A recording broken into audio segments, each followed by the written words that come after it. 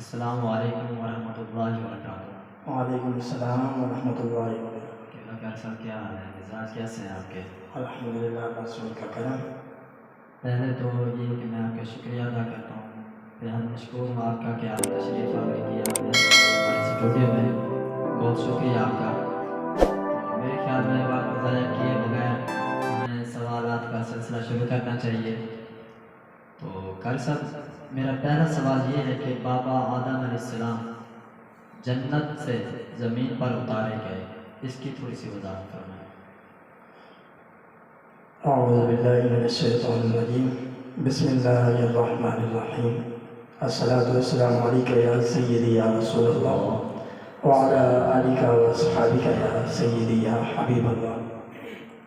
یوسف بھائی، آپ نے بہت ہی پیارا اور اچھا سوال پوچھا ہے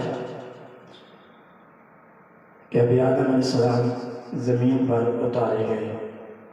جب آپ زمین پر تشریف لائے، دھوپ کی وجہ سے آپ علیہ السلام کا جسم مبارک کا رنگ سیاہی میں ہو گیا، تو آپ علیہ السلام کے غلاموں، آپ علیہ السلام کے پاس جبرائیل امین حاضر ہوئے اور انہوں نے عرض کیا، اے آدم، کیا آپ چاہتے ہیں بدن مبارک کا رنگ سفید ہو جائے؟ تو آپ نے فرمایا ہاں۔ تو عرض کیا، بس ہر مہینے کے 3 روزے رکھیں۔ تو آپ نے پوچھا، وہ 3 روزے پہلے ہیں، درمیان میں یا آخر میں؟ تو جبرائیل علیہ السلام نے فرمایا، اے آدم علیہ السلام، وہ جو 3 روزے آپ رکھیں گے ان کی برکت سے اللہ رب العزت آپ کا رنگ سفید فرما دے گا۔ سبحان اللہ، یعنی یہ روزے کی برکت ہے۔ اور آپ نے فرمایا وہ 3 دن کون سے ہیں؟ آپ نے فرمایا پہلا دن